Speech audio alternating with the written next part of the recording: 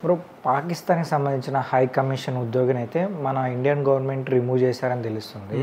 So, ఎందుకు ఏ కారణం చేత అని అయితే ఇప్పుడు మన భారతదేశం ఆల్రెడీ ఒక నిర్ణయం తీసుకున్నారు. మన దేశంలో ఏ రాష్ట్రంలో ఎక్కడ పాకిస్తానీలు ఉన్నా కూడా వాళ్ళందరూ కూడా ఖచ్చితంగా వాళ్ళ దేశమైనటువంటి పాకిస్తాన్కి వెళ్ళిపోవాల్సిందే, లేకపోతే కఠినమైన చర్యలు తీసుకుంటామని స్టార్టింగ్ లోనే వాళ్ళు ఎప్పుడైతే పహల్గామ్లో ఉగ్రవాదుల దాడి జరిగిందో ఆ తర్వాతనే నిర్ణయం తీసుకున్నారు. సో ఆల్రెడీ చాలా మంది కూడా వెళ్ళిపోయినట్టు తెలుస్తుంది. కాకపోతే ఇప్పుడు వస్తున్నటువంటి ఏ న్యూస్ ఏంటంటే ఇక్కడ ఢిల్లీ హై కమిషన్ ఏదైతే ఉంటుందో పాకిస్తాన్ హై కమిషన్, సో అక్కడ పనిచేస్తున్నటువంటి పాకిస్తాన్ ఉద్యోగి, సో ఆయనని కూడా ఖచ్చితంగా ఇంకా మీకు 24 hours టైం ఇస్తున్నాము, ఖచ్చితంగా ఈ దేశాన్ని వదిలిపెట్టి వెళ్ళిపోవాలి అనే విధంగా అయితే మన దేశం ఆదేశాలు జారీ చేసింది. ఎందుకంటే ఇప్పుడు ఒక దేశానికి ఇంకో దేశానికి రాయబారిగా ఉంటున్నారంటే ఖచ్చితంగా ఇప్పుడు కొన్ని విషయాలు కీలకమైన విషయాల పట్ల రాకపోకలు కావచ్చు, లేకపోతే కొన్ని బిజినెస్ సంబంధించి కావచ్చు, ఇలాంటి వాటి పట్ల ఓన్లీ దీనికోసమే పనిచేయాలి.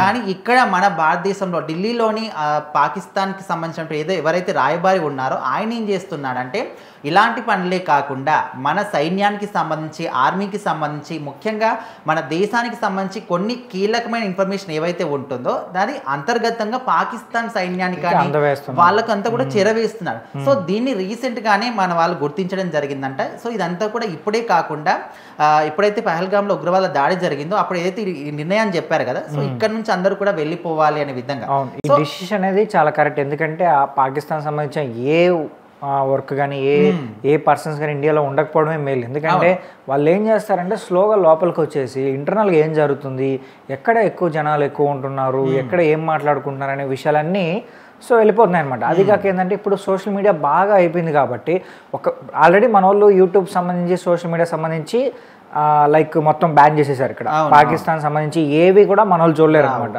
సో దీని గురించి కూడా చాలా మంది అయితే పాకిస్తాన్ సంబంధించిన వాళ్ళు అడుగుతున్నారు, సో మా వీడియోస్ చూడండి. యూట్యూబ్ కూడా చాలా వాళ్ళకి రెవెన్యూ అనేది ఇప్పుడు మన జనాభా అనేది ఎంత ఉంటుందో అందరికీ తెలుసు అనమాట. సో రెవెన్యూ అనేది ఇక్కడి నుంచి ఎక్కువ వస్తుంది.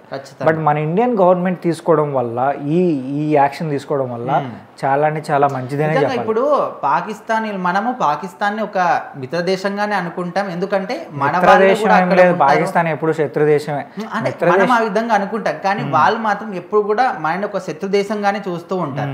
సో వాళ్ళు ఎట్లా అంటే అక్కడ నుంచి వాళ్ళని ఇక్కడికి పంపించి ఇప్పుడు ముఖ్యంగా ఓన్లీ హైదరాబాద్ ఏరియాలోనే 150 కన్నా ఎక్కువగానే మెంబర్స్ పాకిస్తాన్లో ఉన్నారంట. సో ఇంతమంది ఎక్కడి నుంచి వచ్చారు, ఓన్లీ ముస్లిమ్స్ ఉన్నారంటే ఓకే, వాళ్ళందరూ కూడా మన దేశంలో ఎప్పటి నుంచో ఉన్న వాళ్ళే. అప్పుడు దేశం విడిపోయినప్పుడు ఇష్టం ఉన్న వాళ్ళు ఉన్నారు, ఇష్టం లేని వారు వెళ్ళిపోయారు. సో అప్పటి నుంచి ఉన్న వాళ్ళు మన భారతీయులే. కాకపోతే ఇప్పుడు విడిపోయిన తర్వాత ఇంతమంది పాకిస్తానీలు, అది కూడా ఓన్లీ హైదరాబాద్ ఏరియాలోనే ఏ విధంగా వచ్చారు. సో ఖచ్చితంగా వాళ్ళు ఇక్కడికి వచ్చి ఎక్కడ రష్ ఎక్క ఉంటుంది, ఎక్కడ ఎలాంటి కార్యకలాపాలు జరుగుతున్నాయి అన్నీ కూడా తెలుసుకొని వాళ్ళు పాకిస్తాన్ చేరవేస్తూ ఉంటారు. సో అప్పుడు వాళ్ళందరూ కూడా ఇక్కడ అటాకులు చేయడం కావచ్చు, లేకపోతే వాళ్ళు ఇంకా కొంతమందిని ఇక్కడికి పంపించడం కావచ్చు. సో ఇక్కడ నమ్మలే నిజం ఏంటంటే ఇక్కడ కొంతమంది పాకిస్తాన్లో వాళ్ళ భార్యల్ని ఇండియాలోకి పంపిస్తారు, వాళ్ళ అబ్బాయిలందరూ కూడా అక్కడే ఉంటారు, వాళ్ళ వ్యాపారం ఏదో చేసుకుంటారు. సో ఇక్కడ వచ్చినటువంటి ఆడవాళ్ళు ఏం చేస్తారంటే వాళ్ళ సంతానం ఇక్కడ ఉత్పత్తి చెందించుకోవడం కావచ్చు. ఇప్పుడు మాక్సిమం మనం ఎక్కడ చూసినా కూడా ముస్లిమ్స్కి దాదాపు ఖచ్చితంగా 4-5 పిల్లలు మాత్రం ఖచ్చితంగా ఉంటారు. సో ఇప్పుడు ఇంత జనాభా ఇండియాలో ఎక్కడి నుంచి వచ్చింది అంటే ఇలాంటి చర్యల వల్లనే. సో ఇది కూడా చాలా మంది ఇప్పుడు మాట్లాడుతూనే ఉన్నారు.